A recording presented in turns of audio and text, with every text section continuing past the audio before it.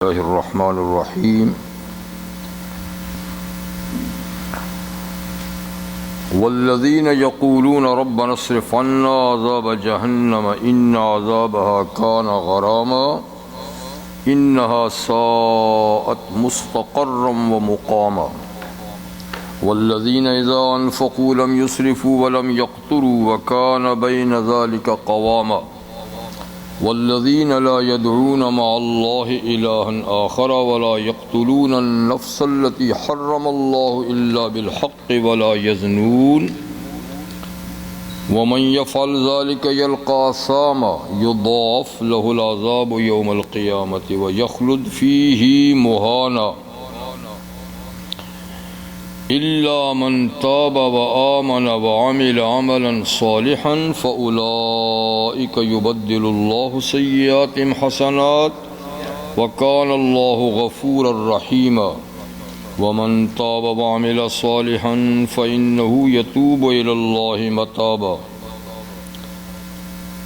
والذين لا يشهدون الزور وإذا مروا باللغو مروا كراما والذین اذا ذکروا بآیات ربهم لم یخروا علیہا صما وعمیانا صدق اللہ العظیم۔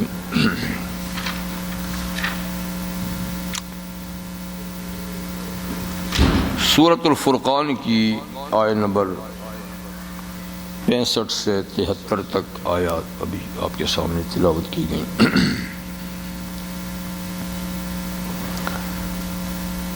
اس سورت کے آخری رکوع یعنی تبارک الذی جعل فی السماء بروجا وجعل فیہا سراجا وقمرا منیرا، دو آیتوں میں تو اللہ تعالیٰ نے اپنی صفات بیان فرمائی ہیں کہ رحمان یعنی جس سے تم آشنا نہیں ہو اور کہتے ہو کہ رحمان کون ہوتا ہے، تو کہا میں رحمان اللہ کی صفت ہے اور اللہ کی کارکردگی یہ ہے کہ اس نے آسمانوں میں بڑے بڑے برج قائم کیے، بڑے بڑے قلعے قائم کیے اور اس میں چراغ روشن کیا سورج اور روشنی دینے والا چاند، اور دن رات کا نظام قائم کیا جو آگے پیچھے آتے جاتے ہیں۔ اس کسی کے لیے جو نصیحت حاصل کرے اس نظام کو دیکھ کر یا جو اللہ کا شکر ادا کرے اس نعمت پر۔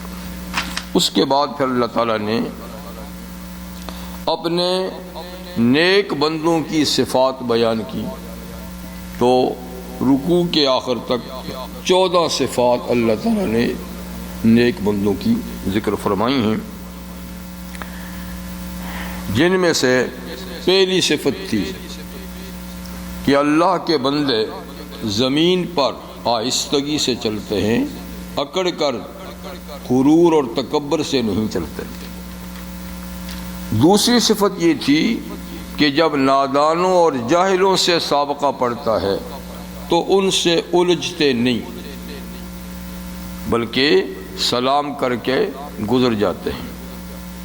تیسری صفت یہ تھی کہ اللہ کے نیک بندے رات گزار دیتے ہیں سجدے اور قیام میں، یعنی رات کا بیشتر حصہ ان کا نماز میں گزرتا ہے۔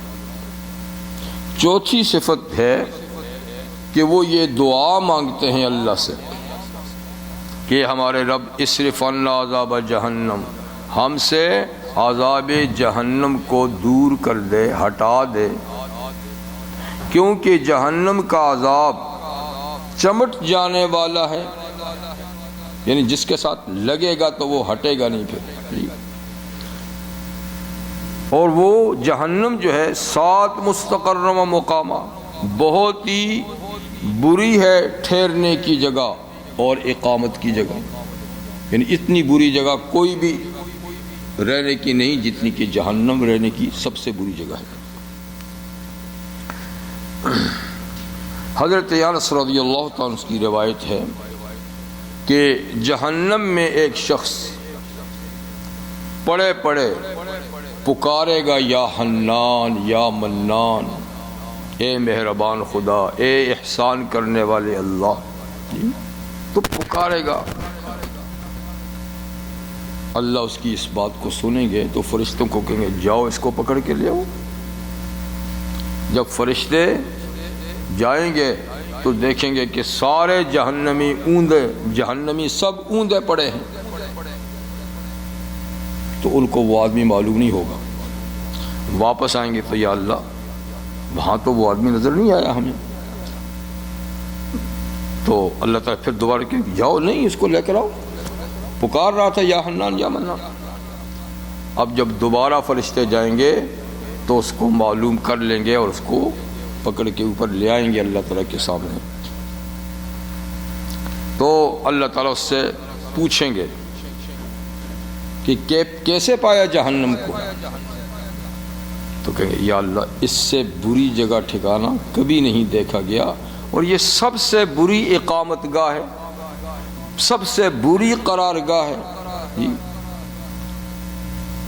تو اللہ تعالیٰ فرمائے گا جا واپس چلا جا۔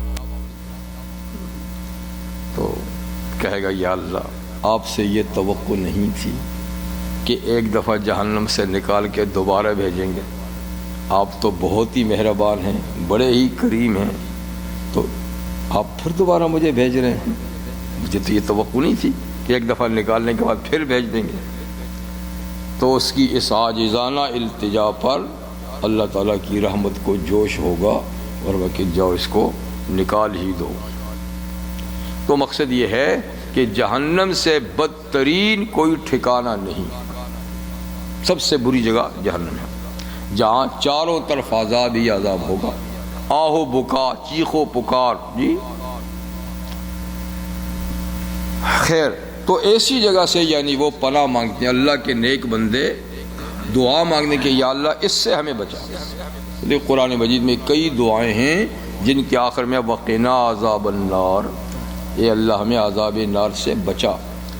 اور رحمت عالم صلی اللہ علیہ وسلم کی بھی کئی دعائیں ہیں کہ جن میں آپ نے عذاب جہنم اور عذاب نار سے پناہ مانگی، حالانکہ حضور تو معصوم ہے، لیکن جو جتنا اللہ کے قریب ہوتا ہے اور جتنا اس کی معرفت رکھتا ہے اور جتنا اسے آخرت پر یقین کامل ہوتا ہے، ڈر زائل نہیں ہوتا، خوف زائل نہیں ہوتا۔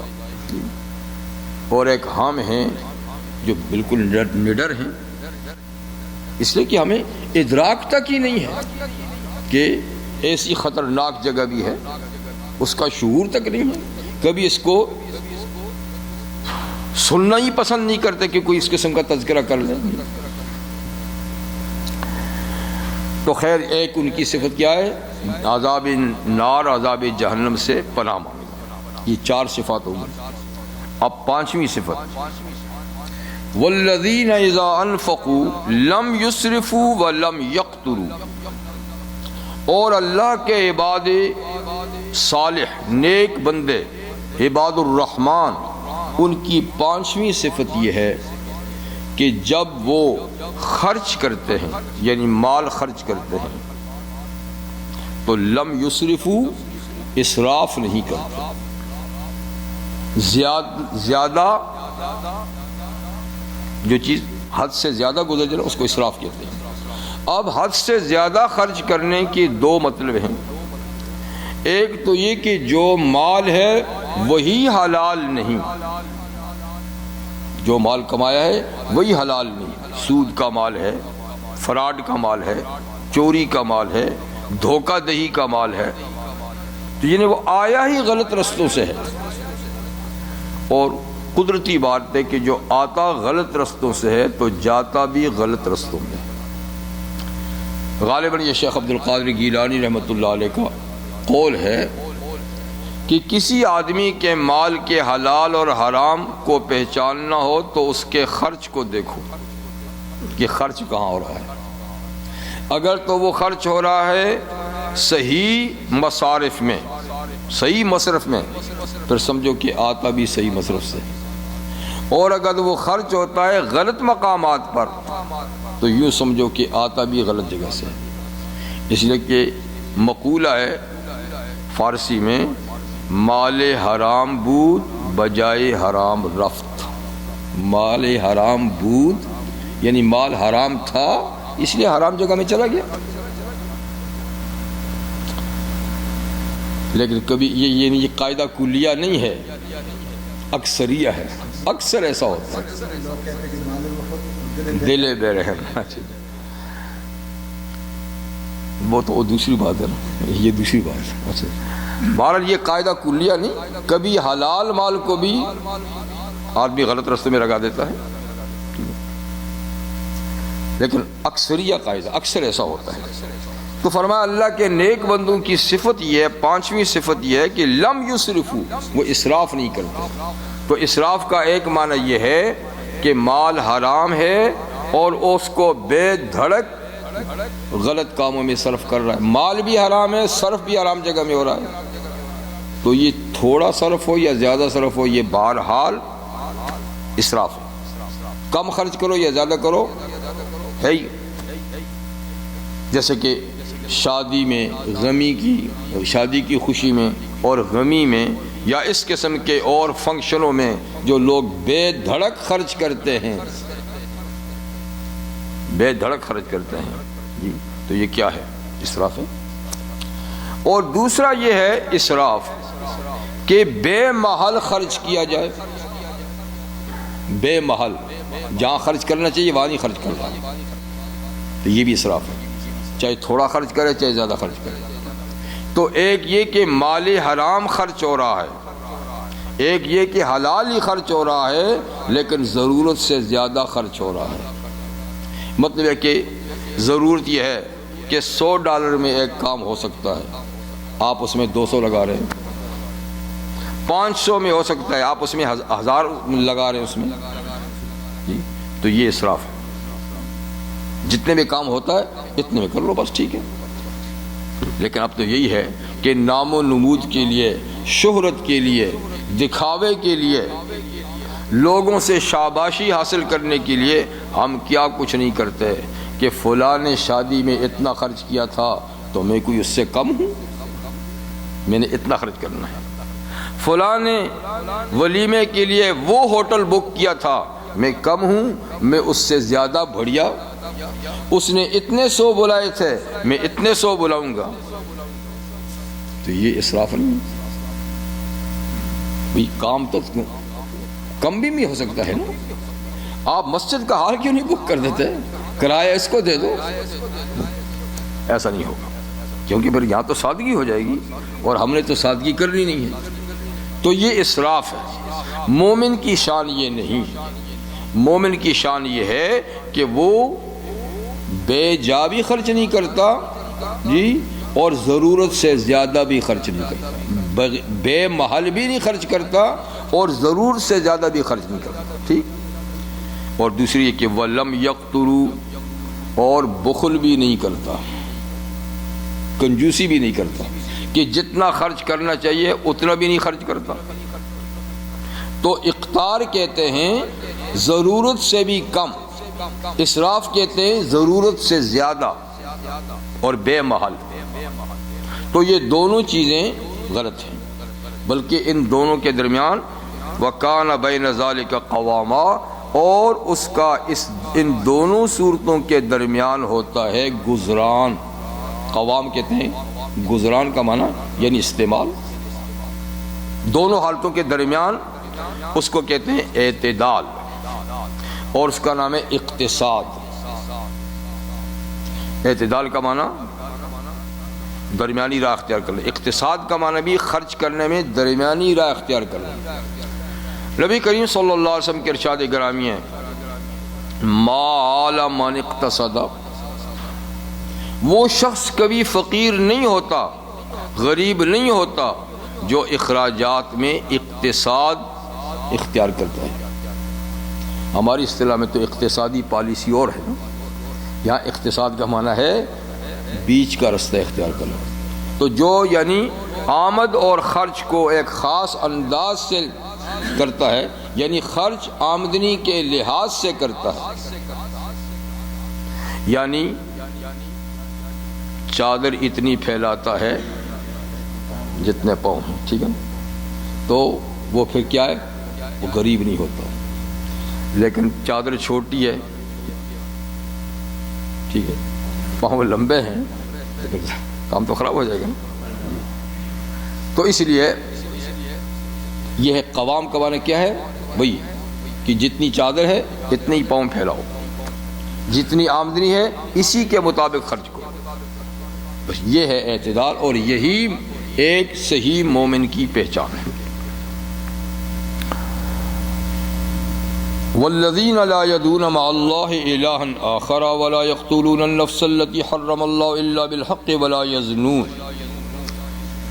تو یہ تھی 5ویں صفت. اور 6ٹھی صفت مومن کی یہ ہے، 6ٹھی، 7ویں اور 8ویں، 3 اس آیت میں ہیں کہ عباد الرحمن اللہ کے پسندیدہ، رحمان کے پسندیدہ بندے وہ ہیں جو رحمان کے ساتھ یعنی اللہ کے ساتھ کسی اور کو معبود بنا کر نہیں پکارتے.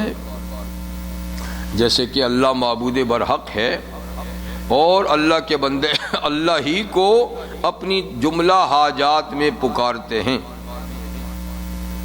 تو وہ اس کے ساتھ کسی اور کو اپنی حاجات میں نہیں پکارتے. عباد الرحمن کسی اور کو اپنی حاجات اور ضروریات میں نہیں پکارتے، فقط اللہ ہی کو اپنی حاجات اور ضروریات میں پکارتے ہیں. اس لیے کہ اللہ کے سوا کسی اور کو مدد کے لیے پکارا گیا یا نقصان دور کرنے کے لیے یا فائدہ حاصل کرنے کے لیے، تو یہ کیا ہے، شرک ہے. اور شرک اکبر الکبائر گناہوں میں سے ہے، یعنی بڑے سے بڑے گناہوں میں بھی بڑا گناہ ہے. تو ظاہر بات ہے کہ عباد الرحمن تو چھوٹے گناہ سے بھی پرہیز کرتے ہیں، چاہے جائے کہ وہ بڑے سے بڑا گناہ کرے، چاہے جائے کہ بڑے سے بڑا گناہ کرے. اور ان کی ایک صفت یہ ہے کہ وَلَا يَقْتُلُونَ النَّفْسَ الَّتِي حَرَّمَ اللَّهُ إِلَّا بِالْحَقِّ، وہ نہیں قتل کرتے ایسی جان کو کہ جس کے قتل کو اللہ نے حرام ٹھہرایا ہے، مگر حق کے ساتھ. یعنی اگر کوئی شرعی قانون کے تحت اس کا قتل روا ہے تو پھر تو ہے، لیکن اگر شریعت میں اس کا قتل روا نہیں، حرام ہے، تو وہ اس کو ہاتھ نہیں لگاتے، اس کو قتل نہیں کرتے. یعنی قتل ناحق نہیں کرتے، قتل ناحق نہیں کرتے. اور اس آیت میں تیسری صفت یہ ہے کہ ولا یزنون، وہ بدکاری بھی نہیں کرتے، زنا بھی نہیں کرتے. تو یہ 3 بڑے بڑے گناہ اللہ تعالی نے یہاں پر ذکر کیے، جن میں 2 گناہ تو اکبر الکبائر میں سے ہیں اور تیسرا بہت بڑا فحش گناہ ہے. تو عباد الرحمن یہ گناہ نہیں کرتے. مطلب یہ کہ کبیرہ گناہوں سے بھی اجتناب کرتے ہیں، کبیرہ گناہوں سے اجتناب کرتے ہیں. اور قانون یہ ہے اللہ تعالیٰ کا کہ جو کبیرہ گناہوں سے اپنے آپ کو بچائے تو صغیرہ گناہ از خود اللہ اس کے معاف کر دیتے ہیں بغیر توبہ کے، نیک اعمال کے ذریعے سے. جیسے حضور صلی اللہ علیہ وسلم نے ارشاد فرمایا کہ 5 نمازیں بیچ کے وقت کی صغیرہ اور چھوٹے گناہوں کے لیے کفارہ بن جاتی ہیں. یعنی فجر سے لے کر ظہر تک جو چھوٹے گناہ ہوئے تو ظہر کی نماز سے وہ معاف ہوں گے. ظہر سے عصر تک جو چھوٹے گناہ ہیں وہ عصر کی نماز سے معاف ہوئے، عصر سے مغرب تک مغرب کی، مغرب سے عشاء تک عشاء سے، اور عشاء سے فجر تک پھر فجر کی نماز سے. اور پھر فرمایا کہ ایک جمعے سے دوسرے جمعے کے درمیان کے چھوٹے گناہ وہ دونوں جمعوں کی نماز سے معاف ہو جاتے ہیں. بلکہ یہ بھی فرمایا کہ ایک جمعہ جب آدمی نے پڑھا تو 10 دن کے چھوٹے گناہ معاف ہو جاتے ہیں. یعنی 7 دن تو ہفتہ واری ہو گئے، 3 دن مزید. اسی طرح ارشاد فرمایا کہ ایک رمضان سے دوسرے رمضان کے درمیان کے گناہ صغیرہ رمضان سے معاف ہو جاتے ہیں. اور ایک حج سے دوسرے حج کے درمیان کے صغیرہ گناہ حج سے معاف ہو جاتے ہیں. تو یوں نیکیوں کے ذریعے سے چھوٹے گناہ خود بخود دھلتے چلے جاتے ہیں. لیکن اس کے لیے شرط یہ ہے کہ آدمی کبیرہ گناہ سے بچے، اور جو آدمی کبیرہ گناہ سے نہیں بچتا تو اس کے صغیرہ گناہ معاف کرنے کے لیے کوئی ذمہ داری نہیں ہے. اس قانون کو اللہ تعالیٰ نے سورہ نساء میں بیان کیا ہے. ان تجتنبوا کبائر ما تنہون عنہ نکفر عنکم سیئاتکم، اگر تم بچتے رہو گے ان بڑے بڑے گناہوں سے جن سے تمہیں روکا گیا ہے تو ہم تمہارے چھوٹے گناہ معاف کریں گے. لیکن بڑے گناہوں سے کوئی نہیں بچتا تو چھوٹے گناہوں کی معافی کی گارنٹی بھی نہیں ہے. تو بہرحال یہاں بڑے گناہوں کا ذکر کیا. اس کا مطلب ہے کہ بڑے گناہوں سے عباد الرحمن اپنے آپ کو بچاتے ہیں جی، تو ان سے بچاتے ہیں اپنے آپ کو تو چھوٹے معاف ہو جاتے ہیں. نبی کریم صلی اللہ علیہ وسلم سے عبداللہ بن مسعود رضی اللہ عنہ نے ارشاد پوچھا، سوال کیا کہ ای الذنب اعظم، یہ فرمائیے کہ گناہوں میں سب سے بڑا گناہ کون سا ہے؟ گناہوں میں سب سے بڑا گناہ. تو حضور نے فرمایا ان تدعو للہ ندا وہو خلقک، سب سے بڑا گناہ یہ ہے کہ تو اللہ کے ساتھ کسی شریک کو پکارے جبکہ پیدا تجھ کو خدا نے کیا ہے. شریک نے تو پیدا نہیں کیا، تو نے جو کسی کو شریک ٹھہرایا اس نے تو تجھے پیدا نہیں کیا. پیدا تو تجھے اللہ نے کیا ہے اور پھر تو اللہ کے ساتھ ساتھ اس کو بھی پکارتا ہے. فرمایا کہ یہ اعظم سب سے بڑا گناہ ہے. تو حضرت عبداللہ نے پوچھا کہ حضور پھر اس کے بعد نمبر 2 بڑا گناہ کون سا ہے؟ نمبر 2. تو حضور صلی اللہ علیہ وسلم نے ارشاد فرمایا کہ ان تقتل ولدک خشیۃ ان تأکل معک، کہ تو اپنی اولاد اس خطرے سے قتل کرے کہ یہ بڑے ہو کر تیرے ساتھ کھانا کھائیں گے اور تجھے کھلانا پڑے گا، تجھے ان کے لیے کمانا پڑے گا، تجھے ان کو کھلانا پڑے گا. تو اس خطرے سے پیدا ہوتے ہی تو ان کو قتل کر دے. تو مطلب کیا ہوا؟ یہ قتل ناحق ہے. اس لیے کہ ہر پیدا ہونے والے کو روزی اللہ دیتے ہیں، اس کے اسباب اللہ تعالیٰ خود پیدا کرتے ہیں. اللہ تعالیٰ نے زمین کا بہت بڑا وسیع دسترخوان بچھا رکھا ہے اور زمین کے اندر اللہ نے رزق کے خزانے بھر دیے ہیں، اور یہ مہمان اللہ ہی بھیجتا ہے. تو کیوں بخل کرتا ہے؟ زمین اللہ کی، دسترخوان اس کا، خزانے اس کے، ٹھیک ہے. تو کیوں بخل کرتا ہے؟ کیوں ان کو ہٹاتا ہے رستے سے؟ تیرا کھاتے ہیں. تو جو آتا ہے اپنے لیے روزی ساتھ لے کر آتا ہے. تو فرمایا یہ بڑا جرم ہے کہ تو اولاد کو اس خوف سے قتل کر کے وہ تیرے ساتھ کھائیں گے، حالانکہ اللہ تعالیٰ ہی تیرا بھی روزی رساں ہے اور ان کا بھی روزی رساں ہے. حضرت عبداللہ نے کہا حضور پھر تیسرے نمبر پہ بڑا گناہ کون سا ہے؟ فرمایا ان تزانی خلیلۃ جارک، تیسرا بڑا گناہ یہ ہے کہ تو اپنے پڑوسی کی بیوی سے بدکاری کرے. مطلب کہ زنا تو یوں ہی بڑا جرم ہے، کسی کے ساتھ بھی ہو تو جرم ہے، لیکن اگر پڑوسی کی بیوی سے ہو تو یہ اور ڈبل جرم ہے. اس لیے کہ پڑوسی کا پڑوسی پہ بہت بڑا حق ہے.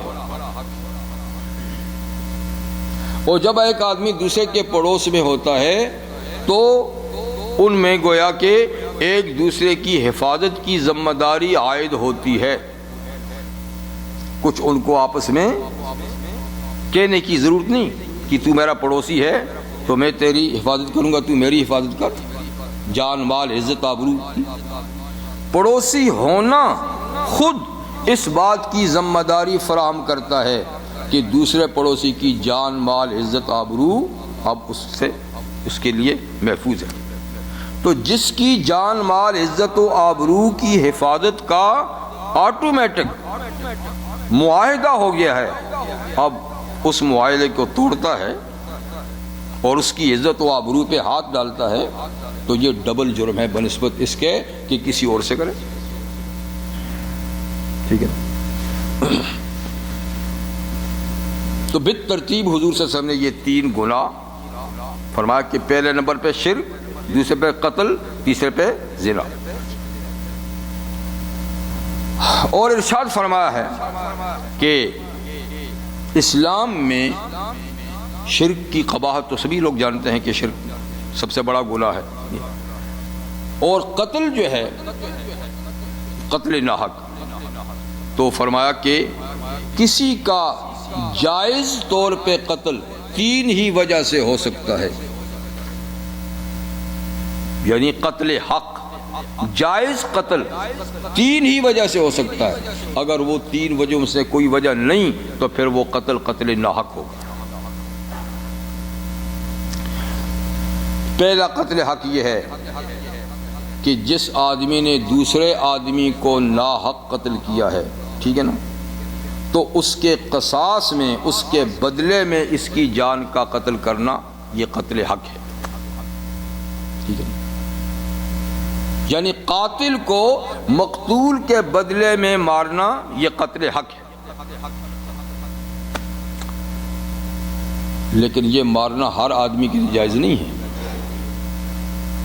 کہ ہر آدمی یا مقتول کے وارث اٹھ کر قاتل کو قتل کر دے. نہیں، ان کا کام صرف اتنا ہے کہ وہ اس کے رپورٹ درج کرائیں تھانے میں، حکومت قاتل کو پکڑ کے جب لے جائے تو پھر ان قاتلوں کو یعنی مقتول کے وارثوں کو حکومت بلائے اور ان سے پوچھے کہ اچھا یہ تمہارا مجرم ہم نے پکڑ لیا ہے، اب کیا چاہتے ہو؟ اگر وہ کہتے ہیں ہم اپنے آدمی کے بدلے میں اس کو قتل کرانا چاہتے ہیں تو حکومت اس کو قتل کرے گی. یہ نہیں کر سکتے، حکومت کرے گی. اگر وہ کہتے ہیں کہ ہم اس سے کچھ مالی معاوضہ لے کر اس کو چھوڑنا چاہتے ہیں، کچھ مال ہمیں دے دے، یا میت کا جو خون بہائے، خون کی جو قیمت ہے 100 اونٹ یا اس کے پیسے وہ دے دے، تو تب بھی اس کی رہائی ہو سکتی ہے. یا اس کے علاوہ کچھ اور معاوضہ وہ مانگتے ہیں. اور اگر وہ کہتے ہیں کہ ہم اس کو فری میں معاف کرتے ہیں، کچھ لیتے بھی نہیں اور اس کو قتل بھی نہیں کرانا چاہتے، تو حکومت اس کو چھوڑ دے گی. تو مقصد یہ ہے کہ کسی آدمی نے کسی کے آدمی کو ناحق قتل کیا تو حکومت کا کام صرف مجرم کو پکڑنا ہے. اس پہ حکومت خود مقدمہ نہیں چلا سکتی، خود کوئی سزا نہیں دے سکتی، اس لیے کہ یہ مجرم مقتول کے وارثوں کا ہے. وہ جو کچھ اس کے بارے میں کہیں گے حکومت وہ کہے گی. یہ اسلامی قانون ہے، لیکن یہ تو کہیں ہے نہیں ہے. ظاہر بات ہے، یا تو حکومت خود پکڑتی ہے، رشوت لے کے چھوڑ دیتے ہیں جی، یا حکومت خود جو اس کے بارے میں کوئی سزا دیتی ہے، کبھی نہیں دیتی، جو بھی کرتی ہے. ان بیچاروں کو تو پوچھتے ہی کوئی نہیں ہے کہ تمہارا آدمی مرا ہے، تم کیا چاہتے ہو. تو یہ اسلامی قانون نہیں ہے. ٹھیک ہے، تو خیر عرض یہ کر رہا تھا کہ قتل حق ایک کیا ہے کہ کسی نے کسی کو مارا ہے تو اس کے بدلے میں اگر اس کے وارث چاہیں تو اس کو قتل کرا سکتے، یہ قتل حق ہے. اور دوسرا، شادی شدہ مرد یا شادی شدہ عورت اگر بدکاری کریں اور 4 گواہ، 4 چشمدید عینی گواہوں سے وہ جرم ثابت ہو جائے، جو بڑا ناممکن ہے، یا پھر خود ان کے 4 دفعہ اقرار کرنے سے کہ ہم نے یہ جرم کیا ہے، یہ جرم ثابت ہو جائے، تو ان کی سزا موت ہے. اور وہ کیسے کہ میدان میں کھڑا کر کے پتھر مار کے ان کی جان ختم کر دی جائے گی. اس کو کہتے ہیں رجم. تو یہ قتل حق ہے. دو ہو گئے۔ تیسرا یہ کہ جو شخص مسلمان ہوا اور مسلمان ہونے کے بعد اسلام کو چھوڑ دے، کوئی اور مذہب اختیار کر لے یا لا مذہب بن جائے کہ میرا کوئی مذہب نہیں ہے، یا کوئی اور مذہب اختیار کر لے، تو ایسے مجرم کو بھی حکومت پکڑے گی اور اس کو جیل بھیج دیا جائے گا اور اس سے پوچھا جائے گا کہ تو نے اسلام کیوں چھوڑا ہے۔ اگر وہ کہے کہ مجھے فلاں فلاں چیزیں نہیں سمجھ میں آئیں، کچھ اعتراض کرے، تو پھر حکومت انتظام کرے علماء کی ٹیم بھیج کر کہ اس کے جو جو اعتراضات ہیں اس کی تسلی کرائے، تو اس کے اعتراضات کے جواب دینے کے بعد پھر پوچھا جائے ہاں کیا خیال ہے۔ اگر وہ کہے ٹھیک ہے میں دوبارہ اسلام میں آتا ہوں، اچھی بات ہے، اور پھر بھی کہے کہ نہیں میں نہیں آتا، تو پھر اس کا سر قلم کر دیا جائے گا، اس لیے کہ یہ باغی ہے اور بغاوت کی سزا قتل ہے۔ ٹھیک ہے، تو یہ تین قتل جو ہے نا قتل حق ہیں۔ لیکن یہ قتل بھی آدمی خود نہیں کر سکتے، حکومت نے یہ کام کرنا ہے۔ اس کے علاوہ جو قتل کیا جائے گا کہیں بھی کیا جائے گا وہ قتل ناحق ہوگا، الا یہ کہ دشمن کے ساتھ جنگ ہو رہی ہے تو جنگ میں تو ظاہر بات ہے پھر مارے جاتے ہیں نا ہر طرف سے، وہ الگ بات ہے۔ تو ہر مرتد کی سزا جی صرف جہاں پر اسلامی لا ہے وہاں پر ہی کر سکتے ہیں۔ میں نے پہلے کہہ دیا کہ ان سزاؤں کے دینے کا قانون لوگوں کو نہیں ہے، حکومت کو ہے۔ حکومت ہے اسلامی، وہ یہ سزا دے گی، اور اگر لوگ قانون کو اپنے ہاتھ میں لیں گے تو پھر تو افراتفری ہو جائے گی نا، پھر تو امن ختم ہو جائے گا۔ تو امن قائم کرنے کے لیے حکومت کا ہونا ضروری ہے۔ اس لیے بعض احکامات شریعت کے وہ ہیں جو شخصی طور پہ نہیں انجام دیے جا سکتے، وہ حکومت کی ذمہ داری ہے۔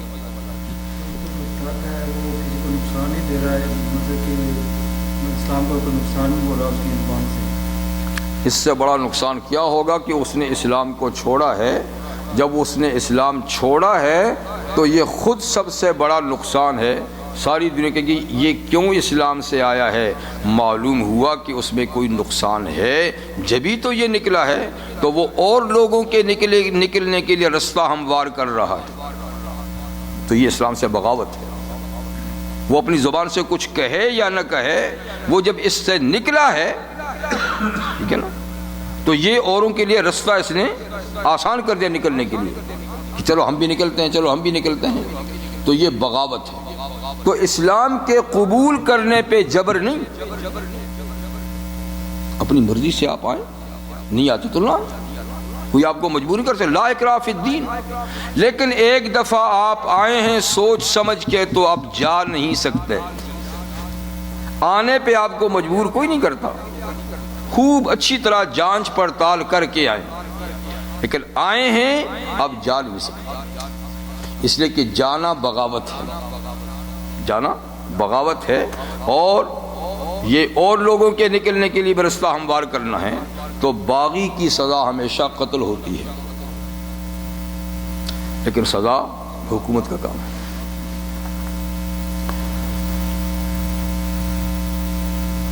وَمَنْ يَفْعَلْ ذَلِكَ يَلْقَى أَثَامًا، اور جس نے یہ تین کام یا تینوں میں سے ایک کام کیا، اللہ کے ساتھ کسی اور کو پکارا، جی کسی کو ناحق قتل کیا، بدکاری کی، جس نے یہ کام کیا، یلقا اثاما، تو وہ گناہ سے ملا،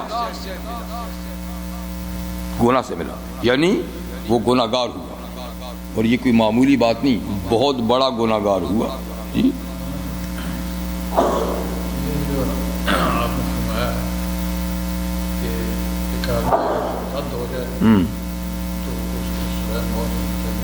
ہونی چاہیے نہیں ہے۔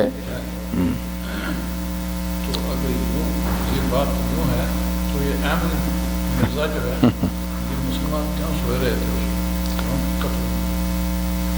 اس وقت اسلامی حکومت نہیں تھی، اس لیے جب اس نے یہ دعویٰ کیا تو ہندوستان پر برٹش کی حکومت تھی، اور جب اس کے نمائندے افغانستان میں پہنچے تو وہاں اسلامی حکومت تھی، انہوں نے سب نے ان کا سر قلم کر دیا۔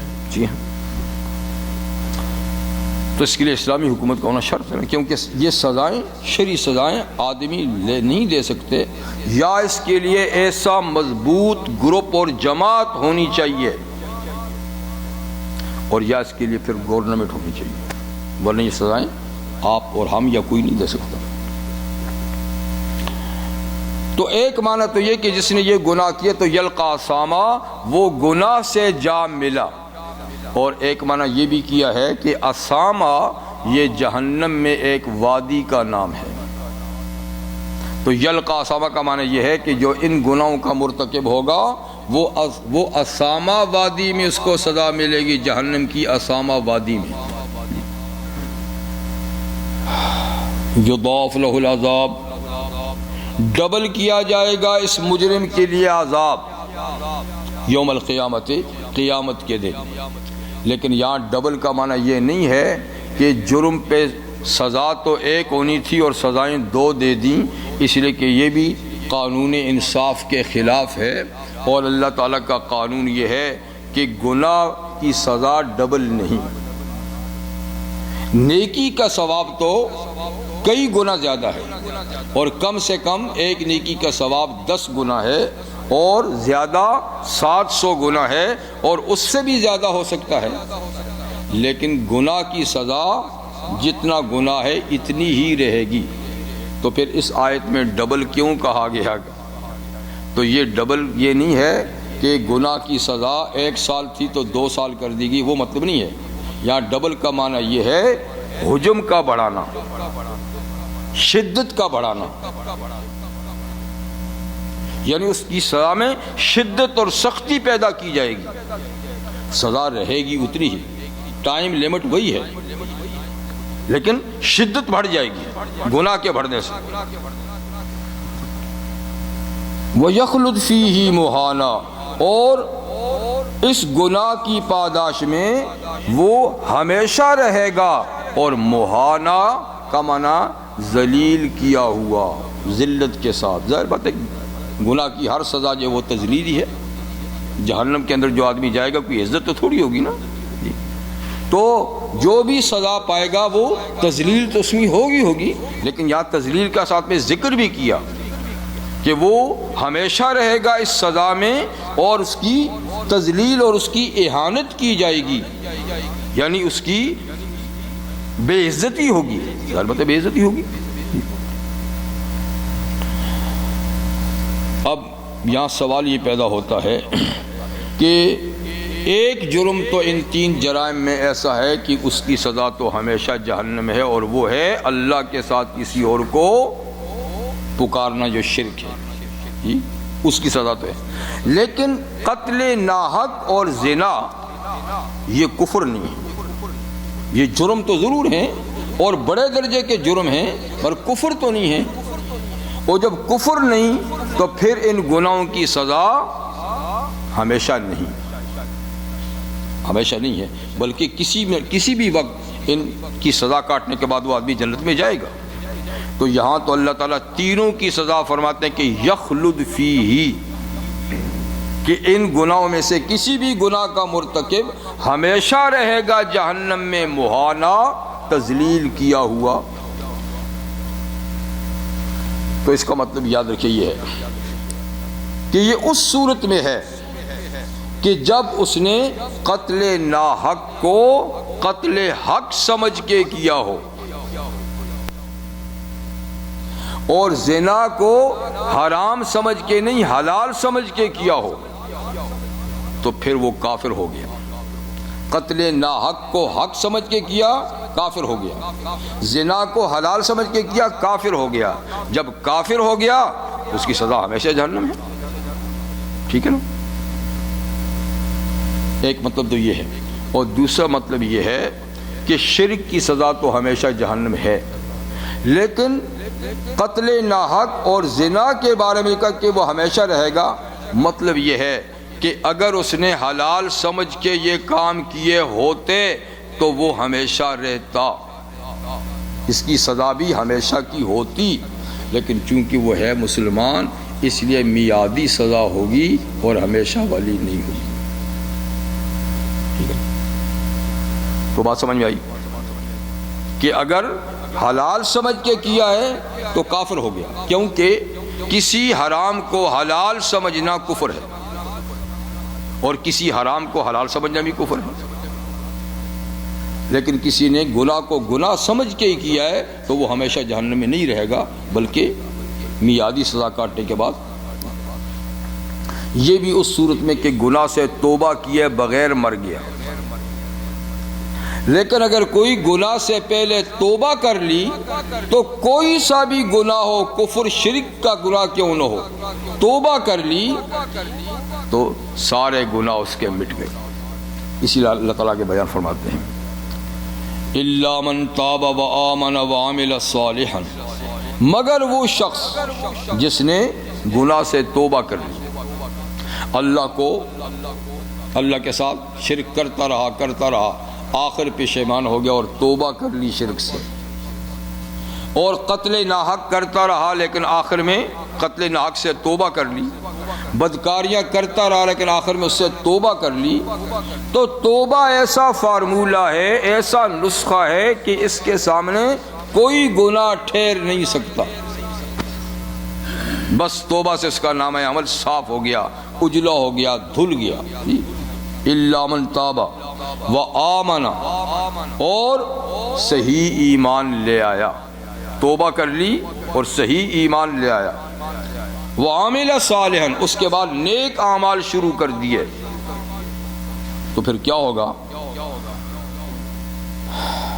عَمِلَ عَمَلًا صَالِحًا، نیک اعمال شروع کر دیے، فَأُولَٰئِکَ يُبَدِّلُ اللَّهُ سَیِّئَاتِهِمْ حَسَنَاتٍ، یہی نہیں کہ اس کے وہ گناہ اللہ نے معاف کر دیے، بلکہ یہ وہ لوگ ہیں کہ اللہ ان کے ان گناہوں کو نیکیوں سے بدل دیں گے. توبہ کے بعد ان کے جو گناہ مٹ جائیں گے، مٹا دیے جائیں گے، تو وہ نامہ عمل اور پیپر خالی نہیں رہ جائے گا، دھلنے کے بعد اس کو نیکیوں سے پر کر دیں گے. تو یہ اللہ تعالیٰ کی عنایت ہوگی کہ جیسے یہ گناہ نہیں کرتا رہا، نیکیاں کرتا رہا، اور کوئی نیکی اس کے پلے میں نہ بھی لکھی گئی تو توبہ خود ایک بہت بڑی نیکی ہے، وہ لکھ دی جائے گی. کس نے ان سارے گناہوں سے توبہ کر لی ہے تو گناہوں کی جگہ توبہ لکھ دی جائے گی، جو سب سے بڑی نیکی ہے. وَقَانَ اللَّهُ غَفُورًا رَحِيمًا، اور اللہ تعالیٰ تو بہت بخشنے والے اور بہت مہربان ہیں. بس بندے کی طرف سے اخلاص سے آ جانا چاہیے، ورنہ کوئی گناہ ایسا نہیں جو معاف نہ ہو سکتا ہو. اور توبہ کا دروازہ بھی اللہ تعالیٰ نے بڑا وسیع کھولا ہوا ہے. شخصی زندگی میں، ہر آدمی کی شخصی زندگی میں توبہ کا دروازہ اس وقت تک کھلا ہے جب تک کہ اس کی سانس بدن سے نکل کے گلے میں نہیں اٹک جاتی. اس وقت تک توبہ کر لے تو قبول ہے، لیکن جس کی روح بدن سے نکل کے یہاں رک گئی آ کر، تب اس کی موت یقینی ہو جاتی ہے، اب توبہ قبول نہیں. ابھی پیٹ تک آئی ہے تو توبہ قبول ہو سکتی ہے. جی تو اتنا اللہ تعالیٰ نے اس کے لیے وقت رکھا ہے، یہ ہر آدمی کا. اور مجموعہ عالم کے لیے، کائنات کے لیے توبہ کا دروازہ اس وقت تک کھلا ہوا ہے جب کہ سورج مغرب سے طلوع نہ ہو جائے، جو قیامت کی بالکل آخری نشانیوں میں سے ایک ہے کہ ایک دن ایسا بھی ہوگا کہ سورج ڈوبنے کے بعد پھر وہیں سے نکلے گا. جیسے حدیث میں ہے کہ جب سورج غروب ہوتا ہے، یوں تو ہر علاقے میں اس کے غروب کے ٹائم الگ الگ ہے نا، اور یوں تو وہ کہیں بھی غروب نہیں ہوتا بلکہ چلتا ہی رہتا ہے، سرکل چلتا ہی رہتا ہے. لیکن کہیں ہمارے لحاظ سے، کہیں دوسروں کے لحاظ سے غروب ہوتا ہے. تو خیر فرمایا کہ جب سورج غروب ہوتا ہے تو دوبارہ طلوع ہونے کے لیے جب غروب ہوتا ہے تو اللہ کے سامنے سجدہ کرتا ہے، سجدہ کرنے کے بعد پھر دوبارہ طلوع ہونے کے لیے اللہ سے اجازت مانگتا ہے، تو اس کو اجازت ملتی ہے تو پھر دوبارہ طلوع ہوتا ہے۔ اب اس پہ وہی سوال ہوگا کہ غروب ہوتا کہاں ہے؟ ٹھیک ہے نا، اس لیے کہ وہ تو چلتا ہی رہتا ہے، اور دنیا میں کہیں رات ہے تو کہیں دن، کہیں رات ہے تو کہیں دن، اور اس کو کبھی رکتا ہوا تو دیکھا نہیں کسی خاص جگہ میں سٹاپ کرتا ہو، سجدہ کرتا ہو، رکتا تو ہے نہیں۔ لیکن اب سنا ہے میں نے کہ سائنسدان اس نتیجے پہ پہنچے ہیں کہ ایک ایسا لمحہ اس کی دورانیہ میں ایسا آتا ہے کہ جہاں بالکل معمولی سا اس میں ٹھہراؤ پیدا ہوتا ہے۔ اب وہی سجدے کا موقع ہے یا کہاں کوئی ہے، لیکن ہمیں تو حدیث میں یہ بتا کہ ایک سجدے کا موقع اس کا آتا ہے جی، چاہے وہی ہے یا کوئی بھی ہے۔ اچھا، تو سجدہ کرتا ہے اور دوبارہ، تو ایک وقت ایک دن ایسا آئے گا کہ جب اس مقام پہ پہنچے گا اور آئندہ پھر گردش کی جائے گا تو اللہ فرمائے کہ نہیں، جدھر سے آیا ادھر مڑ جا، تو ادھر سے مڑ کے پھر آئے گا، اور پھر بالکل عین دوپہر جب سر پہ سورج کھڑا ہوتا ہے یہاں تک آئے گا، لیکن پھر ادھر جانے کی اجازت نہیں ہے، صرف ادھر سے یہاں تک آئے گا اور پھر حکم ہوگا کہ واپس جاؤ، بس اتنا سے واپس ہو کر یہاں تک آ کر پھر واپس چلا جائے گا، اور پھر وہی گردش شروع ہو جائے گی۔ یہ صرف نشانی ہوگی اس بات کی کہ اب توبہ کا دروازہ بند ہو چکا ہے، یہ نشانی ہوگی کہ اب توبہ کا دروازہ بند ہو چکا ہے، اس کے بعد کسی کی توبہ یعنی قبول نہ ہوگی۔ تو یہ مجموعہ عالم کے لحاظ سے ہے، اور ہر آدمی کی توبہ کا دروازہ اس وقت بند ہوتا ہے جب اس کی روح نکل کے یہاں رک جاتی ہے۔ تو اللہ نے کتنا بڑا موقع دیا ہے بندے کو توبہ کرنے کے لیے، اور یہ بھی نہیں کہ کتنے زمانے تک گناہ کرتا رہا، جتنے زمانے تک بھی گناہ کرتا رہا، جیسے جیسے گناہ بھی کرتا رہا، بس موت سے پہلے توبہ کر لے تو نجات۔ اب کوئی اس سے یہ سمجھے کہ چلو میں بھی تو موت کے وقت ابھی عیاشی کر لوں، ابھی گناہ کر لوں، ابھی مزے اڑا لوں اور مرنے سے پہلے، لیکن کیا پتہ ہے کہ آپ کو یہ وقت میسر ہوگا کہ اس وقت کا آپ انتظار کر رہے ہیں کہ آپ کو چارپائی میسر ہوگی، آپ کا روح پاؤں سے نکلے گی، آپ کو پتہ چلے گا؟ کہیں ایسا تو نہیں آسمان سے بجلی گری اور موقع ہی توبہ کا نہیں ملا؟ کہیں ایسا تو نہیں کہ گاڑی سے ٹکری، چکنا چور ہو گیا، موقع ہی توبہ کا نہیں ملا؟ کہیں سمندر میں ڈوب گیا، کچھ بھی ہو گیا، کھڑے کھڑے بیٹھے بیٹھے ہارٹ فیل ہو گیا، تو چانس ہی نہیں ملا؟ یہ بھی تو ہو سکتا ہے نا۔ لیکن ہم اس خیال میں ہوتے ہیں ابھی تو جوانی ہے جی، جب بوڑھے ہوں گے تو دیکھ لیں گے، یہ پتہ نہیں کہ بڑھاپا آئے گا بھی کہ نہیں آئے گا۔ تو بہرحال توبہ تو بلا تاخیر ہر وقت کرنی چاہیے، ہر وقت، کیا پتہ آگے موقع ملتا ہے کہ نہیں ملتا۔ اور توبہ ہے کتنی آسان، اس کے لیے کوئی لمبا چوڑا جتن نہیں کرنا آپ نے، بس دل میں خلش پیدا ہو جائے، اپنے کیے ہوئے گناہ پہ ندامت، پشیمانگی دل میں پیدا ہو جائے کہ میں نے یہ گناہ کر کے بہت غلطی کی، مجھے یہ کام نہیں کرنا چاہیے تھا۔ بس دل میں یہ بات پیدا ہو گئی اور دل ہی میں یہ فیصلہ کر لیا کہ آئندہ گناہ کے قریب نہیں جاؤں گا، اور زبان سے آپ نے کچھ بھی نہیں کہا، تو توبہ ہوگی۔ تو توبہ کرنے پہ زیادہ ٹائم بھی نہیں لگتا، بس ایک لمحے میں دل میں اپنے گناہوں پہ پشیمان ہو جائیں، آئندہ نہ کرنے کا عزم کر لے، اور پھر اس کے بعد تیسرا کام یہ ہے کہ جو کام آپ نے نہیں کیے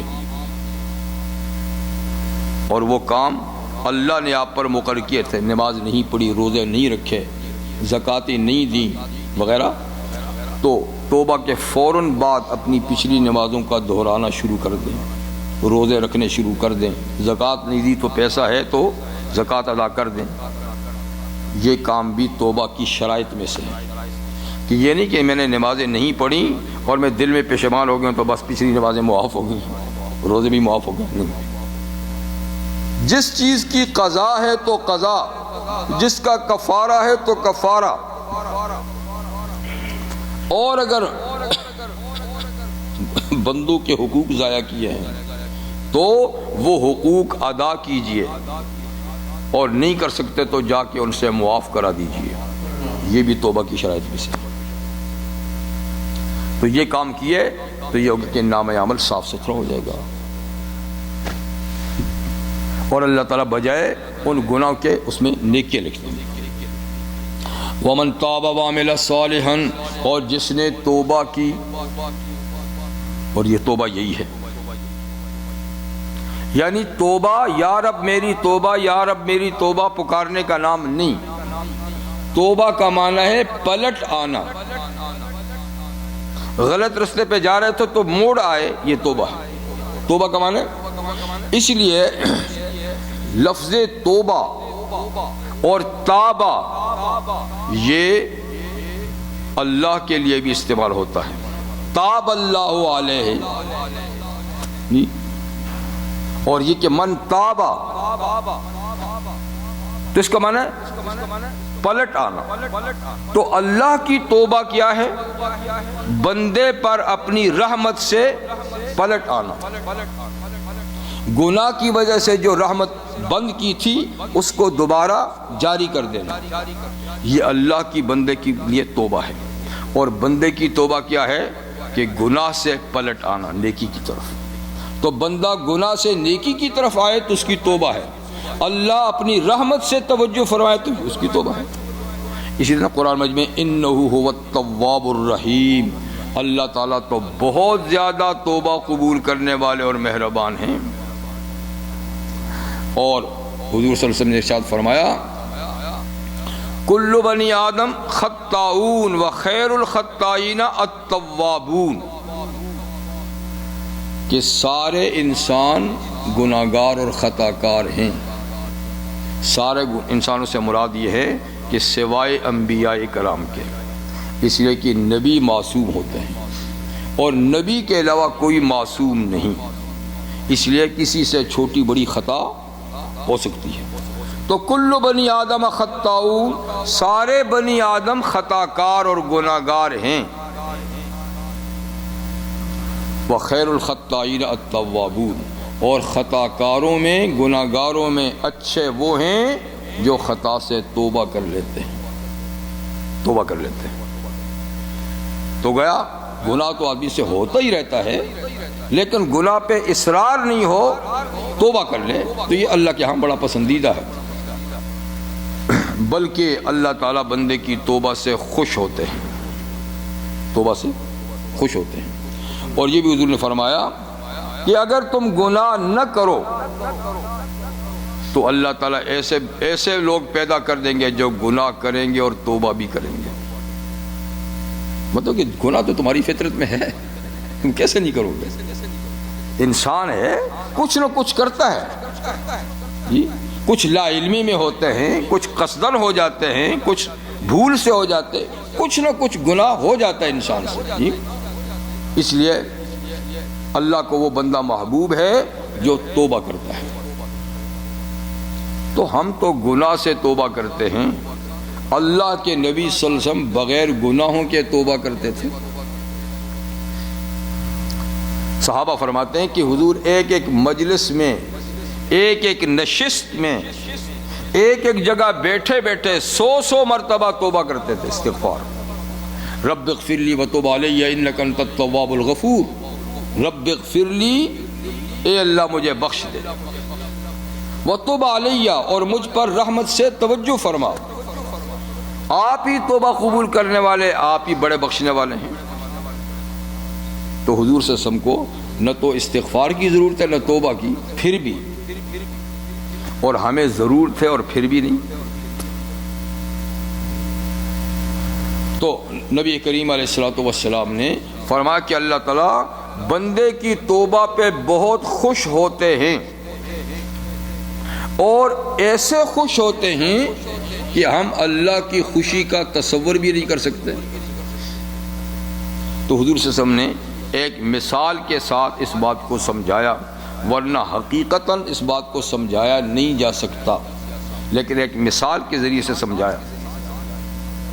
فرمایا کہ ایک شخص سفر پہ روانہ ہوا. یہ اسی دور کی بات ہے، صحرائے عرب کی بات ہے. تو صحرائے عرب میں سفر اونٹوں پہ ہوا کرتا تھا، اور صحرا میں سینکڑوں میلوں تک پھر پانی، خوراک اور کوئی رہائشی آبادی نہیں آتی تھی. اس لیے جتنا سفر لمبا ہوتا تھا اس کے لحاظ سے کھانا پینا ساتھ رکھتے تھے. اونٹ تو ماشاءاللہ اتنا پانی پی لیتا ہے کہ اس کو تو سینکڑوں میلوں تک پانی کی ضرورت بھی نہیں ہوتی. وہ کھانا بھی اتنا کھا لیتا ہے کہ اس کو پھر چباتا ہی رہتا ہے. یہ اللہ تعالیٰ نے صحرائی سفر کے لیے ایک بے مثال جہاز پیدا کیا ہے. اتنا ایندھن بھر لیتا ہے کہ پرواہ نہیں چلتا ہے. جوتے بھی اللہ نے ایسے ہی دیے ہیں، ریت میں دھنستے ہی نہیں. تو ایک آدمی یعنی سفر پہ روانہ ہوا تو اس نے زیادہ سفر پانی بھی اپنے اونٹ پہ رکھا اور چل دیا. چلتے چلتے چلتے کافی سفر طے کیا اور صحرا میں اسے ایک درخت سایہ دار نظر آیا. تو اس نے سوچا اونٹ بھی تھک گیا ہے، میں بھی بیٹھا بیٹھا تھک گیا ہوں، یہ سایہ دار درخت ہے، تھوڑی دیر یہاں اس کو روکتا ہوں، یہ بھی آرام کر لے گا، میں بھی تھوڑی دیر آرام کر لوں گا اور پھر آگے سفر پہ چلیں گے. تو اتر کے وہ لیٹ جاتا ہے تو سو جاتا ہے، اونٹ کو بٹھا لیتا ہے. تھوڑی دیر میں جب آنکھ کھلتی ہے تو اونٹ غائب، اونٹ نہیں ہے، اور اس کا کھانا پینا بھی اونٹ پہ رکھا ہوا ہے. کچھ دیر اٹھ کے دائیں بائیں ادھر ادھر جا کے گھوم کے دیکھتا ہے لیکن کوئی پتہ نہیں، صحرا ہے. تو آخر مایوس ہو گیا کہ اونٹ تو نہیں ہے اور میرا کھانا پینا بھی اسی پر ہے اور اب موت کے بغیر چارہ نہیں. تو واپس آ کر اسی درخت کے نیچے لیٹ جاتا ہے کہ اب نہ معلوم کس وقت میں بھوک اور پیاس سے تڑپ تڑپ کے میری جان نکل جائے گی. تو لیٹ جاتا ہے تو پھر اس کی آنکھ لگ جاتی ہے. پھر جو اچانک آنکھ کھلتی ہے تو دیکھتا ہے کہ اونٹ بیٹھا پاس، وہی اونٹ آ گیا اور بیٹھا ہوا ہے. تو وہ خوشی کے مارے ایک غلط لفظ زبان سے نکال لیتا ہے. خوشی کے مارے کبھی آدمی شدت خوشی یا شدت غم سے زبان لڑکھڑا جاتی ہے اور انتہائی غلط لفظ بھی بول جاتا ہے، لیکن وہ غلطی سے بولتا ہے اور امت سے غلطی اور بھول کو اللہ نے معاف کر دیا ہے. تو وہ کیا کہتا ہے؟ یا رب تو میرا بندہ میں تیرا رب. کہنا کیا تھا؟ میں تیرا بندہ تو میرا رب. الٹا ہو گیا لیکن غلطی سے ہو گیا اور شدت خوشی کے مارے ہو گیا. تو خیر یہ تو اس کی غلط بات تھی تو معاف ہوگی کیونکہ غلطی سے سکا، تو خوشی کے مارا. پھر حضور نے پوچھا صحابہ سے کہ تم بتاؤ اس آدمی کو گم شدہ اونٹ کے ملنے کی کتنی مسرت ہوئی؟ تو صحابہ نے فرمایا حضور اس کی خوشی کا تو کوئی ٹھکانہ ہی نہیں، کوئی اندازہ ہی نہیں لگا سکتے. اس کو تو جیسے کہ کھوئی ہوئی زندگی دوبارہ مل گئی، یہ تو جیسے کہ مرنے کے بعد دوبارہ زندہ ہو گیا. تو حضور نے فرمایا کہ جب اللہ کا کوئی بھولا بھٹکا بندہ توبہ کر کے اس کے دروازے پہ آتا ہے تو اللہ کو اس بندے کے آنے سے اس سے بھی زیادہ خوشی ہوتی ہے. جتنی اس کو گم شدہ اونٹ کے ملنے سے خوشی ہوئی، اللہ کو توبہ کرنے والے بندے کی توبہ پر اس سے بھی زیادہ خوشی ہوتی ہے. تو دیکھیے اگر آدمی کا گناہ نہ بھی ہو نا تو اگر توبہ کرے تو اللہ کو خوش کرے. آخر ہم اور جو کام ٹوٹے پھوٹے کرتے ہیں تو کیوں کرتے ہیں؟ اللہ کو کوئی ضرورت ہے ہمارے ان کاموں کی؟ اس لیے کہ اللہ خوش ہو. تو نماز اس کی خوشی کے لیے، روزہ اس کی خوشی کے لیے، زکوٰۃ اس کی خوشی کے لیے کرتے ہیں، تو توبہ کیوں نہیں کرتے کہ اس سے اللہ اور بھی زیادہ خوش ہوتا ہے؟ تو مقصد کہنے کا یہ ہے کہ توبہ بذات خود ایک عبادت بھی ہے اور اللہ کو راضی کرنے کا ایک بہت بڑا ذریعہ بھی ہے. اگر ضرورت نہ بھی ہو تو توبہ کرنی چاہیے. اور ہم تو ضرورت مند ہیں، جسے کہ ہم تو سر سے پاؤں تک گناہوں میں لتڑے ہوئے ہیں. وَمَن تَابَ وَعَمِلَ صَالِحًا، اور جس شخص نے توبہ کی اور اس کے بعد نیک اعمال سر انجام دینے شروع کیے. نیک اعمال میں مرکزی عمل کتنے ہیں؟ 4: نماز، روزہ، حج، زکوٰۃ، جن کو ارکان اسلام کہتے ہیں.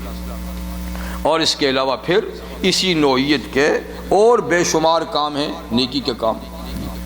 تو جس نے توبہ کی اور اس کے بعد نیک اعمال شروع کیے، فَإِنَّهُ يَتُوبُ إِلَى اللَّهِ مَتَابًا، تو یہ شخص رجوع کرتا ہے اللہ کی طرف رجوع کرنا. یہ توبہ کرتا ہے یعنی رجوع کرتا ہے اللہ کی طرف رجوع کرنا. تو یہ کتنی صفات ہو گئیں؟ 5 اور 6 7 اور 8، ٹھیک ہے نا.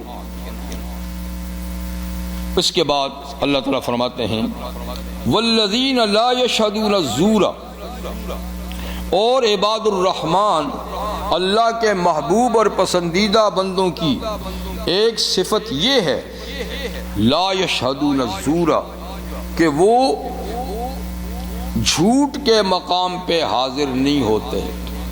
لغویات، بیہودہ کام جہاں ہو رہے ہوں وہاں حاضری نہیں دیتے، وہاں نہیں ٹھہرتے. تو زور کا ایک معنی ہوتا ہے نا جھوٹ.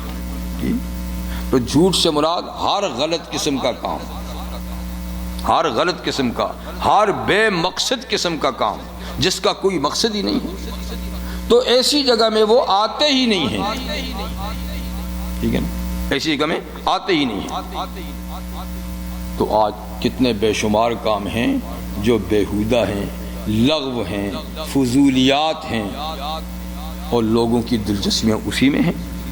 جہاں ایسے کام ہوں گے ٹھٹ کے ٹھٹ لگ جاتے ہیں، گھنٹہ گھنٹہ کھڑے رہیں گے، اور جہاں آنا چاہیے وہاں آپ جیسے چند گنے چو نہیں ہیں. جہاں آنا چاہیے وہاں نہیں آئیں گے، جہاں نہیں آنا چاہیے وہاں مجمع لگا ہوا ہوگا، جہاں تھوڑا سا تماشا ہو، کوئی فضول حرکت ہو رہی ہو، تو سب کے سب اکٹھے ہو جاتے ہیں. فرمایا عباد الرحمن کا کام یہ ہے کہ وہ لغو اور بیہودہ اور بے مقصد کاموں میں حاضری نہیں دیتے. ایک مطلب تو یہ ہے.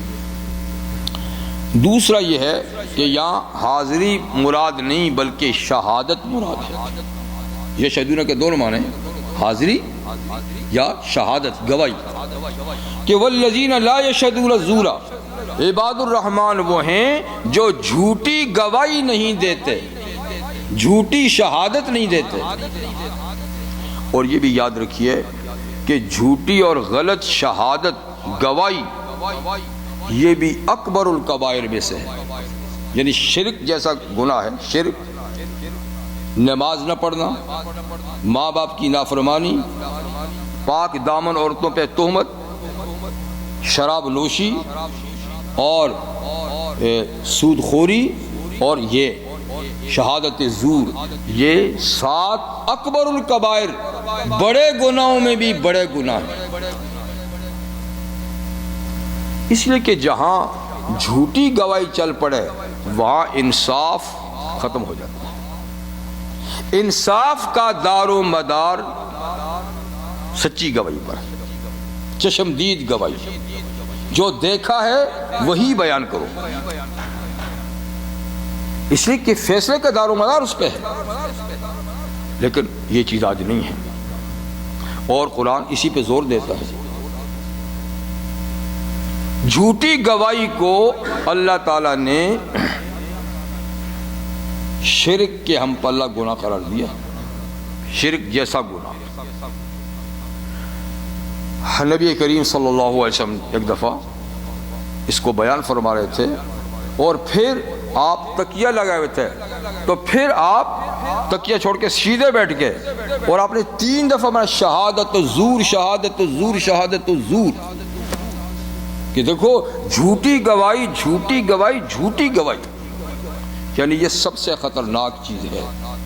اس سے حقدار کا حق جاتا ہے، ناحق کو حق مل جاتا ہے، اس سے ظالم بچ جاتا ہے، مظلوم پکڑا جاتا ہے۔ تو شہادت زور، فرمایا کہ یہ اللہ کے بندے شہادت زور نہیں دیتے۔ قرآن حکیم میں شہادات کے بارے میں بہت زور دیا گیا ہے، اور اللہ تعالیٰ ارشاد فرماتے ہیں سورہ نساء میں اور سورۃ المائدہ میں بھی کہ جب تم کسی پر شہادت دو تو صرف اللہ کی رضا کے لیے شہادت دو، اللہ کی رضا کے لیے۔ وَلَوْ عَلَىٰ أَنفُسِكُمْ، اگر کہ سچی شہادت کا نقصان خود تمہیں برداشت کیوں نہ کرنا پڑے، تمہیں اپنے خلاف کیوں نہ شہادت دینی پڑے، اپنے آپ کو خطرے میں ڈالو لیکن شہادت، ٹھیک ہے نا۔ وَلَوْ عَلَىٰ أَنفُسِكُمْ أَوِ الْوَالِدَيْنِ، یا سچی گواہی کا نقصان تمہارے ماں باپ پر کیوں نہ پڑتا ہو، ان پہ بھی سچی شہادت کا نقصان پڑتا ہے تو پڑھنے دو، لیکن گواہی صحیح دو۔ اور کوئی فقیر ہے تو اس کی بھی رعایت نہیں کرو، امیر ہے تو اس کی بھی رعایت نہیں کرو۔ تو مطلب ہے کہ سچی گواہی میں کسی کی رعایت نہیں۔ اور فرمایا دوسری کا وَلَا تَكْتُمُوا الشَّهَادَةَ، دیکھو شہادت کو چھپاؤ بھی نہیں، جو جیسی ہے اسی طریقے سے ادا کرو، اس لیے کہ انصاف کا دار و مدار اسی پر ہے۔ لیکن آج نظام شہادت، جو سچے شاہد ہیں وہ تو پہلے کورٹ میں جانے سے گھبراتے ہیں کہ ہم پھنس جائیں گے، پتہ نہیں یہاں پھنسنے کے نہیں پھنستے، ہمارے ہاں تو ماشاءاللہ شامت آ جاتی، اس لیے کہ پھر تو تاریخوں پہ تاریخیں پڑیں گی اور مقدمہ سالہا سال چلتا رہے گا، ہمیں جانا ہی پڑتا رہے گا، تو کون اس گور دھندے میں پڑے؟ اس لیے کسی نے واقعہ دیکھا بھی ہوتا کہ میں نے نہیں دیکھا، شہادت میں نہیں پڑا۔ پھر کیا ہوتا ہے؟ پھر کرائے کے گواہ منگائے جاتے ہیں، ہاں بھائی اتنے پیسے لو اور یہ شہادت دینا۔ شہادت لکھتا کون ہے؟ لائر۔ اور کوئی کسی نے واقعہ دیکھا بھی ہے تو اس کو کہتا نہیں، جو دیکھا ہے وہ نہیں، یہ جو میں لکھ کے دیتا ہوں نا یہ جج کے سامنے شہادت دینا۔ اس کا میں نے تو ایسا نہیں دیکھا۔ اگر ایسی شہادت نہ دی تو ہم مقدمہ ہار جائیں گے، اس لیے کہ ہم نے بہرحال مقدمہ جیتنا ہے، ٹھیک ہے نا۔ فیصلہ ہے کہ ہم نے فیس دی ہے، میں نے تو مقدمہ جتوانا ہے، اگر تو نے سچی گواہی دی تو ہار جائیں گے۔ تو بھلا آپ توقع کر سکتے ہیں پھر ایسی عدالت سے کہ وہ انصاف، جس کے گواہی ایسے ہیں۔ اور پھر دوسرے نمبر پر گواہوں کے بعد پھر جج کی ایمانداری کی بات ہوتی ہے، وہ کتنا ایماندار ہے۔ اگر جج رشوت خور ہے، سفارش سنتا ہے، پھر بھی انصاف نہیں مل سکتا۔ وہ کتنا اللہ سے ڈرتا ہے اور کتنا انصاف پسند ہے، ادھر سے شہادت کتنی سچی ہے، یہ دونوں چیزیں ہوں گی تب جا کر انصاف ہوگا، اور یہ دونوں چیزیں نہیں، اس لیے انصاف کی توقع کرنے کی ضرورت نہیں ہے جی۔ تو والذین لا یشہدون الزور، وہ لوگ جو جھوٹی گواہی نہیں دیتے یا غلط مقامات پہ کھڑے نہیں ہوتے۔ وَإِذَا مَرُّوا بِاللَّغْوِ مَرُّوا کِرَامًا، اور جب گزرتے ہیں کسی بیہودہ مجلس سے لوگوں سے مرو کراما تو شرافت سے گزر جاتے ہیں.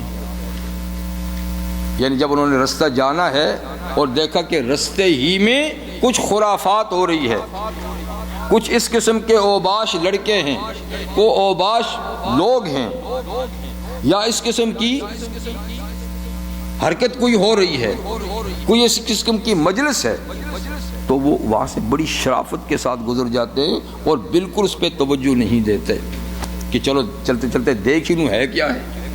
اس لیے کہ جس نے ایک دفعہ دیکھ لیا تو پھر نفس کھینچ لے گا, تھوڑا سا اور بھی دیکھ لے, پھر اور بھی دیکھ لے, اور پھر کرتے کرتے اس کو اسی کا شوقین بنا لے گا. اس لیے وہ ایسی مجالس سے گزرتے یہ بڑی شرافت کے ساتھ, بے توجہی کے ساتھ. تو یہ ہے عباد الرحمن کی صفات. والذین اذا ذکروا بآیات ربہم لم یخروا علیہا صما وعمیانا. اور ایک صفت عباد الرحمن کی یہ ہے کہ یہ وہ لوگ ہیں جب ان کو ان کے رب کی آیات کے ساتھ نصیحت کی جاتی ہے, قرآن حکیم کے ذریعے سے ان کو نصیحت کی جاتی ہے, قرآن حکیم کی آیات کی تفسیر بیان کی جاتی ہے, تشریح کی جاتی ہے, اس کے احکامات ان کو سنائے جاتے ہیں, تو ان کی حالت کیا ہوتی ہے؟ لم یخروا علیہا صما وعمیانا, یہ نہیں گر پڑتے ان آیات پر بہرے اور اندھے ہو کر, نہیں گر پڑتے اس پر بہرے اور اندھے ہو کر, یعنی بے توجہ ہو کر نہیں سنتے, پوری توجہ سے آنکھیں کھول کر کان کھول کر ان کو سنتے ہیں, اور سننے کے بعد پھر اس کے اوپر عمل پیرا ہوتے ہیں. ایسا نہیں کہ سنی بات کو انسنی کر دی اور دیکھا تک نہیں, اور یہ کہ جیسا کہ سنا تک نہیں, مطلب کہ سن لی اور پھر اس کے بعد اس پہ عمل نہیں کیا تو اس کا مطلب ہے سنی نہیں. جیسے دیکھ لی اور دیکھنے کے بعد کوئی عبرت حاصل نہیں کی تو اس کا مطلب ہے دیکھی نہیں. تو عام طور پہ یعنی تو ایسا ہی ہوتا ہے کہ آیات الرحمن سنی جاتی ہیں کانوں سے, دیکھی جاتی ہیں آنکھوں سے, لیکن آدمی جیسا ہوتا ہے ایسا ہی ہوتا ہے, کوئی فرق نہیں. اس لیے کہ اس نے جو سنا ہے, جو دیکھا ہے, وہ اندھا بن کر دیکھا ہے, وہ بہرا بن کے سنا. اور اس کا مطلب وہی ہے کہ دل کی آنکھوں یا دل کے کانوں تک بات نہیں پہنچائی, انہی کانوں سے ٹکرائی اور رہ گئی, انہی آنکھوں سے دیکھی اور رہ گئی, آگے تک اس کو پہنچانے کی کوشش نہیں کی, اس لیے عمل کی ضرورت بھی محسوس نہیں کی. لیکن جس نے دل کے کانوں سے سنا اور دل کی آنکھوں سے دیکھا تو پھر اس کا دل پہ اثر بھی ہوتا ہے, اور جب دل پہ اثر ہوتا ہے تو پھر اس کے اوپر عمل بھی کرتا ہے. تو مقصد یہ کہ عباد الرحمن جو ہیں ان کے سامنے جب آیات رحمان پڑھی جاتی ہیں تو وہ خوب غور و فکر سے سنتے اور غور و فکر سے دیکھتے ہیں, اور اس کا نتیجہ یہ ہوتا ہے کہ پھر اس کو اپنی عملی زندگی میں لے آتے ہیں. ورنہ عام لوگوں کی طرح نہیں کہ سن بھی لیا, دیکھ بھی لیا اور کوئی نتیجہ اس سے اخذ نہیں کیا. اب بھی عام حالات ایسے ہیں کہ لوگوں میں قرآن حکیم سننے کا شوق ہوتا ہے, بیانات کے سننے کا بھی شوق ہوتا ہے, لیکن اس کے بعد دامن جھاڑ کے چلے جاتے ہیں. آپ مسجد سے باہر نکل پوچھیں کیا ہوا تھا, کوئی پتہ نہیں. تو اس لیے کہ وہ صرف شوقیہ طور پہ اور ایک دماغی عیاشی کے طور پہ بیان سنا اور اس وقت واہ واہ بھی کر دیا, عمل کی نیت سے تو سنا ہی نہیں تھا, توجہ سے سنا ہی نہیں تھا کہ میں اس پہ عمل بھی کروں گا. تو عیاشی کے لیے سننا, دماغی عیاشی کے لیے, تو اس سے تو کوئی فائدہ نہیں ہوتا. اسی طرح تلاوت وہ فلاں قاری صاحب نے ماشاءاللہ بہت اچھی تلاوت کی، بہت اچھی تلاوت کی، آپ پر کیا اثر ہوا؟ اس لیے کہ دماغی عیاشی کے لیے ان کانوں سے سنا بس، اگر عمل کی نیت سے سنا ہوتا تو پھر اور بات ہوتی۔ تو والذین اذا ذکروا بآیات ربہم، وہ لوگ عباد الرحمن ہیں جب ان کو نصیحت کی جاتی ہے ان کے رب کی آیات پڑھ کر، لم یخروا علیہا صما وعمیانا، تو نہیں گر پڑتے ان پر بہرے اور اندھے ہو کر، بلکہ بینا اور سننے والے ہو کر سنتے اور دیکھتے ہیں۔ اب آخری صفت، والذین یقولون ربنا هب لنا من ازواجنا وذریاتنا قرۃ اعین واجعلنا للمتقین اماما۔ اور عباد الرحمن وہ ہیں، یہ 14ویں صفت ہے، جو اپنی دعاؤں میں یہ دعا مانگتے ہیں اللہ سے، یہ بھی دعا ہے۔ تو دو دعائیں ہیں اور 12 صفات ہیں، ایک عذاب جہنم سے دعا مانگتے ہیں اور ایک اپنے اہل و عیال کے لیے دعا مانگتے ہیں اور اپنی ذات کے لیے بھی دعا مانگتے ہیں۔ تو دعا میں کیا کہتے ہیں؟ ربنا، ہمارے پروردگار، ہب لنا من ازواجنا وذریاتنا قرۃ اعین، آپ عطا کیجئے، بخش دیجئے ہمیں بطور عطیہ کے، بطور گفٹ کے ہمیں دیجئے ہماری بیویاں، ہماری اولاد۔ کیسے؟ قرۃ اعین، آنکھوں کی ٹھنڈک، یعنی ایسی بیوی، ایسی اولاد دیجئے کہ جس کو دیکھ کر، یعنی جن کے اعمال، جن کے اخلاق دیکھ کر، یہ نہیں کہ جن کی شکل و صورت دیکھ کر، جن کے اعمال، جن کے کردار، جن کے اخلاق دیکھ کر آنکھیں ٹھنڈی ہوں، سکون ملے، سرور ملے، خوشی حاصل ہو۔ قرۃ اعین کا یہ معنی ہوتا ہے۔ تو ظاہر بات ہے کہ اللہ کے نیک بندے جو ہیں وہ اپنی بیوی اور اپنی اولاد کی نیکی پر مسرور ہو سکتے ہیں نا۔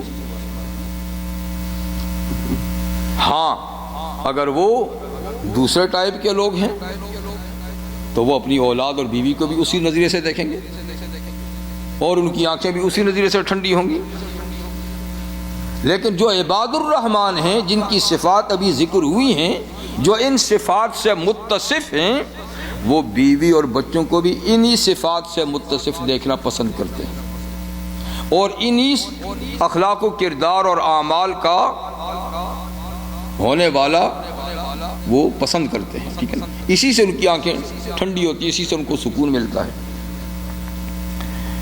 اور اپنے بارے میں بھی یہ دعا مانگتے ہیں، وَجَعَلْنَا لِلْمُتَّقِينَ إِمَامًا، اور اے اللہ ہمیں پرہیزگار لوگوں کے لیے مقتدا اور پیشوا بنا، یعنی خود ہمیں ایسے اعمال، ایسے اخلاق، ایسے کردار کا حامل بنا کہ آنے والی نسلیں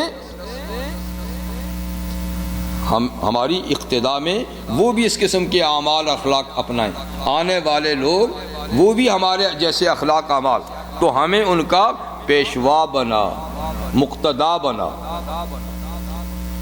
تو اس میں آپ یہ نہ سمجھیں یہ تو پھر بڑائی کی دعا ہوگی، دراصل میں یہ بڑائی کی دعا نہیں ہے، یہ اپنے لیے ذخیرہ اعمال کی دعا ہے کہ اگر ہم اچھے کردار کے لوگ ہوں گے اور آنے والی نسلیں ہماری اقتداء کریں گی کہ دیکھیں جی فلاں صاحب ایسے تھے، ہمیں بھی ایسا ہونا چاہیے، ان کے اخلاق ایسے تھے، وہ جی ان کے اعمال ایسے تھے، وہ ایسے بلند کردار کے لوگ تھے، ہمیں بھی ایسا ہونا چاہیے۔ اگر وہ ہمارے ان اچھے اعمال کی اقتداء کریں گے تو ان کے اعمال کا اجر و ثواب ہمارے کھاتے میں بھی پڑتا رہے گا۔ ان کے وہ جو عمل کریں گے ہمارے عمل کو دیکھ کے تو یہ گویا ہماری پینشن جاری ہو جائے گی، اور جو ہمیں دیکھ کے چلیں گے اس راستے پہ، وہ جتنے بھی عمل کریں گے کیونکہ ہمیں دیکھ کے چلے ہیں تو وہ جتنے عمل کریں گے جتنا ان کو ثواب ملے گا وہ ہمارے کھاتے میں بھی بڑھتا رہے گا. تو یہ گویا اپنے لیے اجر و ثواب کا سلسلہ جاری کرنے کی دعا ہے, یہ کسی بڑائی کی دعا نہیں جی. جیسے کہ حضرت ابراہیم علیہ السلام, اس کے بعد کی صورت میں ان کا ذکر آئے گا, تو ابراہیم علیہ السلام کی یہ دعا ہے کہ ہمارا ذکر خیر پچھلے لوگوں میں قائم رکھیے. اے اللہ ہمارا ذکر خیر یعنی آنے والی نسلیں بھی جب ہمارا تذکرہ کریں تو ہمارے لیے دعا کریں. تو یہ اپنے لیے ایک نیک اعمال کو جاری رکھنے کی کا ایک ذریعہ ہے. تو یہ آخری دعا ہے, یعنی اللہ تعالیٰ کے نیک بندوں کے اخلاق اور کردار میں. اب اللہ تعالیٰ ان عباد الرحمن کا اجر و ثواب بیان فرماتے ہیں کہ جن میں یہ صفات ہیں ہم ان کو کس ثواب سے نوازیں گے. اولئک یجزون الغرفہ, یہ ان صفات کے حامل جو عباد الرحمن اللہ کے بندے ہیں ان کو بدلے میں دیے جائیں گے بالا خانے, بالائی منزلیں. جنت میں بالائی منزلیں ان کو رہائش کے طور پہ ملیں گی. کیوں؟ بما صبروا, اس لیے کہ انہوں نے صبر کیا. یہ جو صفات ہیں یہ صبر کے بغیر حاصل نہیں ہو سکتی. اگر بے صبری کریں گے تو ان میں سے کوئی صفت بھی آپ نہیں اپنا سکتے. اس لیے کہ نیک اعمال کے لیے صبر شرط ہے, ٹھیک ہے. گناہوں سے بچنے کے لیے بھی صبر شرط ہے. تو انہوں نے گناہوں سے بچنے پر بھی صبر کیا اور نیک اعمال کی مشقت اور تکلیف پہ بھی صبر کیا, اور مصیبتوں راہ حق میں آنے والی مصیبتوں پر بھی صبر کیا. تو صبر کی بدولت آج ان کو بالا خانوں میں رہائشی مقام ملیں گے. وَيُلَقَّوْنَ فِيهَا تَحِيَّةً وَسَلَامًا, اور ان کو حاصل ہوگا ان بالا خانوں میں تحفہ سلام کا, یعنی آنے جانے والے ایک دوسرے کو بھی سلام کا تحفہ ہی پیش کریں گے, اور ملائکۃ اللہ بھی کا جب گزر ہوگا وہ بھی ان کو سلام کا تحفہ پیش کریں گے. اور سلام قولا من رب الرحیم, رب رحیم کی طرف سے بھی سلام کا تحفہ ان کو ملے گا. تو جنت میں اور کوئی گفٹ نہیں کہ یہ فروٹ دے دو جی, یہ کوئی کھانے کی چیز دے دو, یہ کوئی اور چیز جیسے دنیا میں. وہاں ہر آدمی کنگ ہوگا اور ہر ایک کے پاس ہر قسم کی نعمت وافر ہوگی. تو وہ چیزوں کا تبادلہ گفٹ میں نہیں ہوگا, وہاں گفٹ کیا ہوگا؟ السلام علیکم, السلام علیکم. اور وہاں سلام دعا کے طور پہ بھی نہیں ہوگا, مبارکباد کے طور پہ بھی ہوگا کہ تمہیں یہاں آنا مبارک ہو. اس لیے کہ دعا کی تو وہاں ضرورت نہیں ہے, وہ تو خود دار السلام ہے, سلامتی کا گھر ہے. تو وہاں سلام بطور تحفہ گفٹ. یلقون فیہا تحیۃ و سلاما, آپس میں بھی فرشتوں سے بھی اللہ کی طرف سے بھی سلام. خالدین فیہا, اور ان بالا خانوں میں وہ ہمیشہ ہمیشہ رہیں گے, کوئی لیز نہیں ہوگی, اتنے برس رہو پھر نکالے جاؤ گے, ہمیشہ. حسنت مستقرا و مقاما, کتنا ہی اچھا ہے یہ ٹھہرنے کا مقام اور مستقل مقام بھی. جیسے کہ جانب کے لکھا نا سات مستقرا و مقاما, کتنا ہی برا ہے وہ ٹھہرنے کا مقام, یہ کتنا ہی اچھا ہے ٹھہرنے کا مقام کہ اس سے کوئی زیادہ اچھا ٹھہرنے کا مقام نہیں.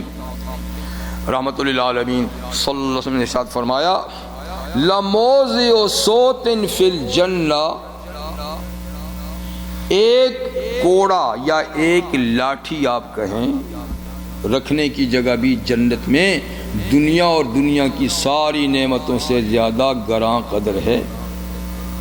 جنت میں یعنی ایک لاٹھی رکھنے کی جگہ اس پوری دنیا سے زیادہ قیمتی ہے, اس لیے کہ اتنی جگہ بھی وہاں ہمیشہ کی ہے اور یہاں ساری دنیا بھی فانی ہے. تو فانی کے مقابلے میں باقی تھوڑا بھی ہو. اب آخری آیہ کریمہ پڑھ لوں کہ ٹائم نہیں ہے. قل ما یابو بکم ربی لولا دعاؤکم. تو عباد الرحمن کی صفات بھی بیان ہوگی اور ان کا اجر و ثواب بھی بیان ہو گیا. اب آخری آیہ کریمہ یہ مخالفین کے لیے ہے جو رحمت عالم صلی اللہ علیہ وسلم کے مخالف تھے یا جو امت مسلمہ کے مخالف ہیں. اللہ ان کو فرماتے ہیں کہ قل اے محمد صلی اللہ علیہ وسلم آپ کہہ دیجئے ان مخالفین سے ما یابوکم ربی میرا پروردگار تمہاری کوئی پرواہ نہیں کرتا. میرا پروردگار تمہاری کوئی پرواہ نہیں کرتا. لولا دعاؤکم اگر تمہیں دعوت دینا نہ ہوتا تو دعوت کے لیے صرف تمہیں چھوڑا ہوا ہے کہ تاکہ اللہ کا پیغام تم تک پہنچ جائے، ورنہ تمہیں رکھنے کی اللہ کو کوئی پرواہ نہیں ہے.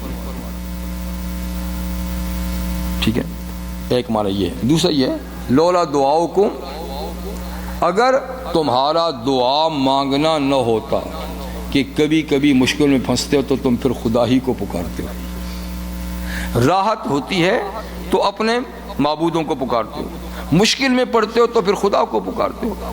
تو اللہ تو ایسا مہربان ہے کہ جب بھی اس کو پکارو تو پھر رحم کر لیتا ہے. تو اگر یہ تمہارا کبھی کبھی اللہ کو مشکل میں پکارنا نہ ہوتا تو پھر اللہ کو تمہارے رکھنے کی کوئی پرواہ نہ تھی، کبھی کا تمہیں ختم کر دیتا. یا یہ کہ تم تک دعوت اسلام پہنچانے کے لیے تمہیں ٹائم دے رہا ہے، مہلت دے رہا ہے، یہ نہ ہوتا تو کبھی کا تمہارا صفایا ہو جاتا. اس لیے کہ فقط کذبتم تم اللہ کی بات کو جھٹلا چکے ہو. فسوف یکون لزاما لیکن یہ جو تمہیں مہلت مل رہی ہے تو یہ بھی ہمیشہ کے لیے نہیں، عن قریب مٹ بھیڑ ہو جائے گی، مقابلہ ہو جائے گا اور تمہیں شکست فاش سے دوچار ہونا پڑ جائے گا. تو جن کے لیے آیت نازل ہوئی وہ مشرکین مکہ تھے، تو چنانچہ جنگ بدر میں وہ مقابلہ ہو گیا. ٹھیک ہے نا، جنگ بدر تک اللہ نے ان کو رکھا تاکہ دعوت ان تک پہنچ جائے، اور جنگ بدر میں پھر ان کا فیصلہ ہو گیا، مسلمان ان کے ساتھ ٹکرائے، ختم ہو گیا. اسی طریقے سے دنیا کفر ان کو رکھنے کی اللہ کو شوق نہیں ہے، اس لیے کہ یہ اللہ کے پیغام کو جھٹلا چکے ہیں. یا تو ان کو مہلت مل رہی ہے تاکہ دعوت پوری کی پوری ان تک پہنچ جائے، اور یا یہ کہ یہ بھی کبھی کبھی مشکل میں پڑ کے او مائی گاڈ کہہ ہی دیتے نا. اور پھر کیا ہوگا؟ فسوف یکون لزاما ان کا بھی کبھی ٹکراؤ ہوگا حق کے ساتھ اور پھر یہ پاش ہو جائیں گے. سبحانک اللہم و بحمدک اشہد ان لا الہ الا انت استغفرک و اتوب الیک.